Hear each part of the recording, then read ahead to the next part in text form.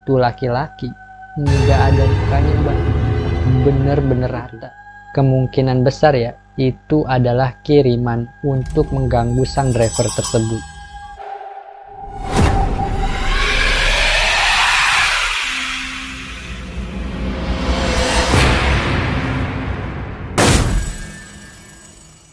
Halo semuanya, kembali lagi bersama gua Fadila di Lesehan TV. Sebuah kisah tentang legenda, sejarah, dan hantu yang ada di sekitar kita.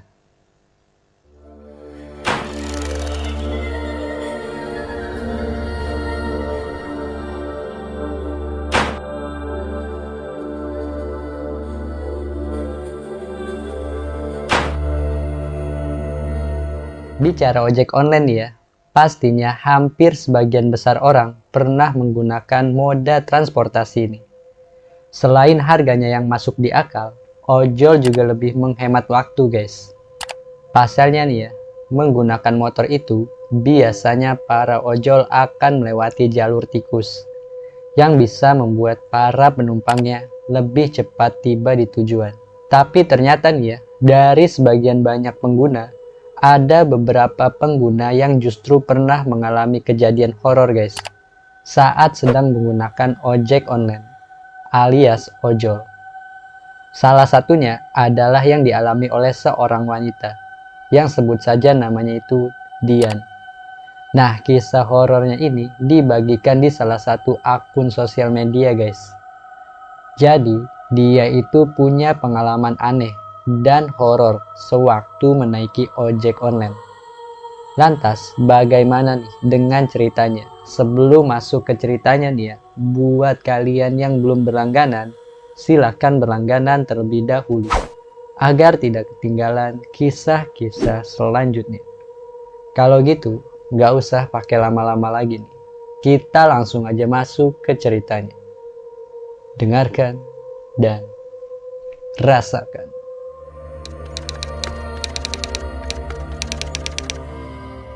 Awal kisah ini terjadi saat Dian ingin pulang dari rumah kakeknya guys, yang berlokasi di Bekasi. Saat itu waktu sudah agak sore, dan keesokan harinya dia itu harus bekerja. Jadi dengan alasan itulah dia memilih untuk pulang. Karena tidak ingin merepotkan sang ayah ya, dia kemudian memilih untuk menggunakan ojek online. Kebetulan juga nih, ayahnya mengabari dia kalau harus lembur dan sepertinya akan pulang lebih malam. Entah kesalahan aplikasi atau memang Dian yang secara nggak sengaja nih ya memesan 2 kali. Di situ ada 2 ojek yang muncul di halaman pesanannya. Karena salah satunya ini udah dekat nih ya, jadi dia pun akhirnya dengan berat hati membatalkan ojek yang satunya guys. Selang beberapa lama nih ya, tibalah sang driver. Dan Dian pun diantarkan oleh kakek dan tantenya sampai ke depan gerbang rumahnya. Sekilas, semua itu tampak baik-baik saja. Tetapi justru inilah awal dari cerita horor ojek online itu terjadi guys. Meski sang abang ojol ini ramah dan humble ya, Dian menyebut bahwa ada aroma khas nih yang tercium olehnya saat naik ke motor itu. Tapi saat itu ya, Dian hanya merasa wanginya itu familiar, tanpa tahu wangi apa itu. Singkat cerita nih ya, Dian pun akhirnya naik ojek online itu. Dan dalam perjalanannya nih ya, secara mengejutkan si driver menanyakan arah kepada Dian. "Mbak, ini betul jalannya?" Di situ Dian lantas menjawab, "Betul kok. Nanti lurus saja, belokan depan ke kiri." Anehnya ya, Dian merasa jalan tersebut itu asing baginya. Saat mencoba memastikan rute yang benar nih ya, secara misterius, aplikasi Google Maps-nya sama sekali tidak bisa kebuka. Padahal sinyalnya saat itu masih 4G. Dian pun mencoba untuk mengkoneksikan internetnya kembali dengan mengirim WhatsApp ke teman-temannya, dan ternyata terkirim. Nah, di situ si abang driver ini juga mengaku guys, kalau mapsnya itu juga error dan dia diminta untuk diarahkan. Kemudian dia mengiyakan tuh permintaan sang driver tersebut, sembari terus mencoba membuka aplikasinya. Alangkah terkejutnya nih ya, saat melihat area sekitar yang dirinya lewati, bukan hanya nggak familiar nih, jalan tersebut juga sangat sepi dan penerangan jalanannya pun sangatlah minim.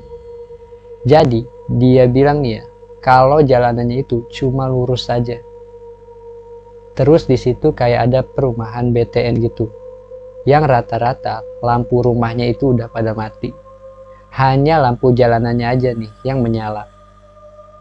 Di situ Dian bingung dan bertanya-tanya dalam hatinya, perumahan apa ini ya? Seingat aku ya, tiap aku ke rumah tante, aku sama sekali nggak pernah melewatin perumahan yang modelnya kayak gini. Sesaat dia lagi mikir nih ya, si abang-abang driver itu bilang, Mbak, map saya udah bisa lagi nih.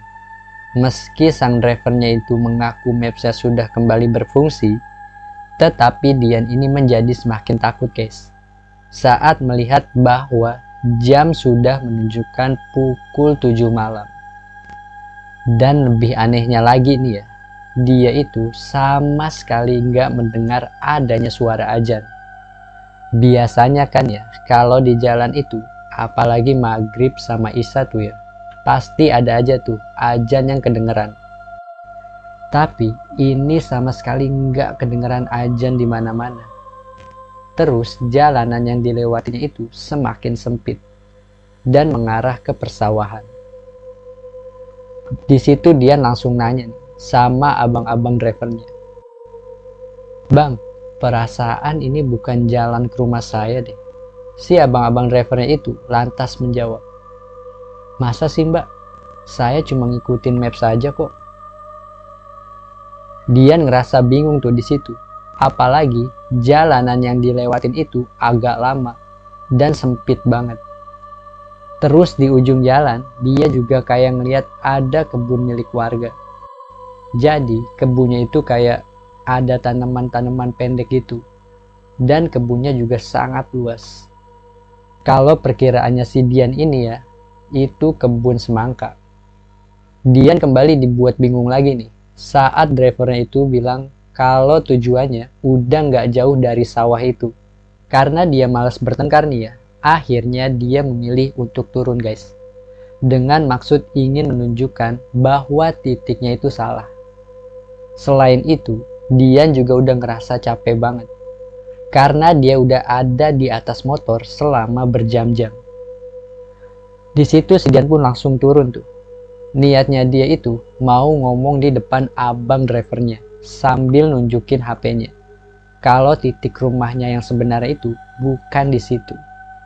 Tetapi karena dia udah ngerasa capek banget nih ya, Dian pun akhirnya istirahat sebentar. Karena ngerasa tuh badan udah pada pegel, apalagi pinggang ya. Bayangin aja tuh, di atas motor selama berjam-jam. Nah, setelah beberapa menit istirahat nih ya, sambil lihat-lihat ke sekitar, akhirnya si Dian pun ngomong tuh sama abang drivernya, rumah aku ada di perkampungan kok bang, di sini loh tempatnya, kata si Dian sambil nunjukin ke HP-nya. Kita salah deh bang kayaknya, ini bukan jalan ke rumahku, ini mah kebun orang. Di situ keadaan semakin aneh, saat si driver justru ngotot kalau dia hanya mengikuti titik yang muncul pada sistem navigasinya. Berhubung suasana semakin mencekam nih ya, akhirnya si driver itu meminta Dian untuk naik lagi nih ke motornya dan langsung tancap gas di situ untuk putar balik. Tanpa pikir panjang lagi nih ya, Dian pun mengiyakan. Dian di situ udah ngerasa merinding banget. Terus dibuat makin panik, gara-gara abang drivernya itu minta buat dia buru-buru naik. Di situ abang drivernya langsung muter balik dan dia tancap gas ke jalan utama yang sebelum mereka masuk tuh ke perumahan dan jalan sempit tadi. Karena dia ngerasa penasaran ya, akhirnya Dian pun nanya sama abang drivernya, "Ada apaan sih bang?" Tapi abang drivernya ini sama sekali nggak ngejawab. Karena mereka ngulang dari jalan utama nih ya, akhirnya mapsnya Dian itu mulai berfungsi kembali. Di situ juga Dian mulai curiga sama abang-abang drivernya. Karena wangi parfum yang dipakai abang-abang ini bener-bener nggak umum. Dan dia baru nyium wangi yang kayak gini. Mengingat udah lama banget nih ya, dia muter-muter aja tuh sampai berjam-jam. Akhirnya mereka mutusin buat berhenti dulu di salah satu warung di pinggir jalan. "Mbak, istirahat dulu ya. Saya bingung, kok nggak sampai-sampai ya?" Kata si abang-abang driver ini. Dian yang tadinya ragu nih ya, pada akhirnya mengiyakan si abang-abang drivernya. Karena ngelihat kondisi sang driver itu yang pucat dan lemas. Kayak orang mau muntah gitu.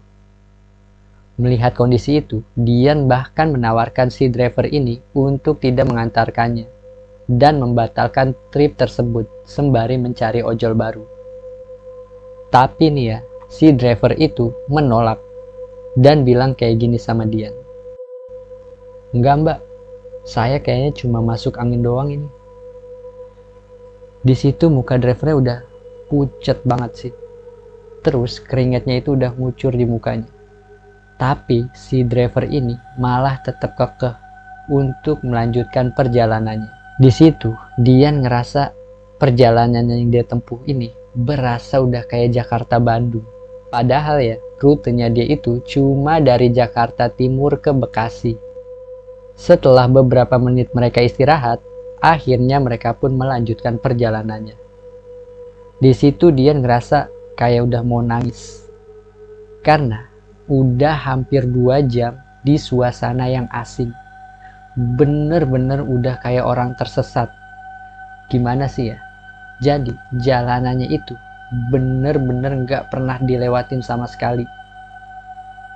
Belum selesai sampai situ, sistem navigasi mereka berdua kembali ngadat.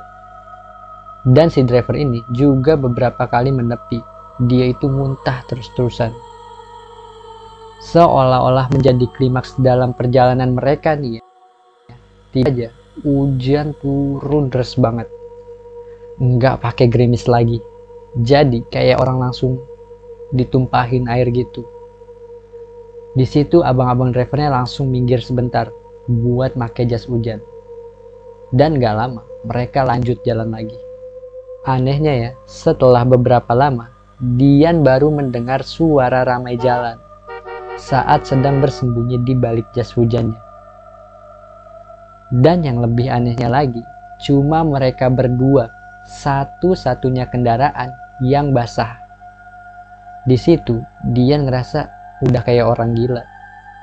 Karena cuma mereka berdua doang nih yang motornya basah kuyup. Sampai-sampai nih ya, kalau celana sama sepatunya itu, kalau diperas nih ya, keluar air semua. Saking kuyupnya. Nah, pas tiba di lampu merah nih ya, dia merhatiin tuh ke kendaraan yang lain. Kenapa cuma dia doang sama abang drivernya yang benar-benar basah kuyup? Terus dia nanya tuh sama abang drivernya, "Tadi hujan di mana bang? Kok cuma kita doang yang basah?" Di situ dia nanyanya sambil ketawa ngeledek, biar suasananya nggak tegang-tegang banget. "Wah, saya juga nggak nges sih mbak. Deres banget soalnya. Nggak kelihatan kanan kiri," kata abang drivernya ini sambil senyum-senyum. Singkat cerita nih ya, Dian akhirnya sampai juga tuh di rumahnya. Setelah berjam-jam menempuh perjalanan yang melelahkan. Tetapi alangkah terkejutnya nih pas dia ngeliat ke arah jam tangannya itu. Waktu itu dia ngeliat udah jam setengah 12 malam. Dian yang penasaran nih ya dengan kejadian aneh itu nanya sama abang drivernya. Akhirnya ya si driver ini mengakui bahwa saat tiba di sawah tadi tuh ya, dia ngelihat ada sosok pria kurus bertelanjang dada. Saya masih merinding, Mbak, kalau ingatnya. Tadi di sana saya lihat ada rumah kecil. Rumahnya itu catnya warna kuning. Saya kira itu rumahnya si Mbak di tengah kebun. Tapi nggak lama nih ya, saya ngelihat ada laki-laki yang keluar dari dalam rumah itu. Laki-laki itu telanjang dada. Terus badannya juga kurus banget pokoknya. Nah, pas dia ngadep ke saya, itu laki-laki nggak ada mukanya, Mbak. Bener-bener rata. Nggak ada mata, nggak ada hidung, sama mulutnya. Kata si abang driver ini. Nah, di situ Dian baru sadar tuh. Pantes aja tadi dia itu langsung tancap gas muter balik. Nah, akhirnya Dian langsung masuk tuh ke dalam rumahnya. Dan di situ ibunya langsung menyapa dia. Terus menanyakan kenapa dari tadi nggak dapat telepon dari dia. Padahal waktu udah malam. Dan Dian pun nggak cerita apa-apa di situ. Dia langsung masuk tuh ke kamarnya. Keesokan harinya nih ya, sebelum dimarahi sama ayahnya, Dian menceritakan kisah yang dia alami.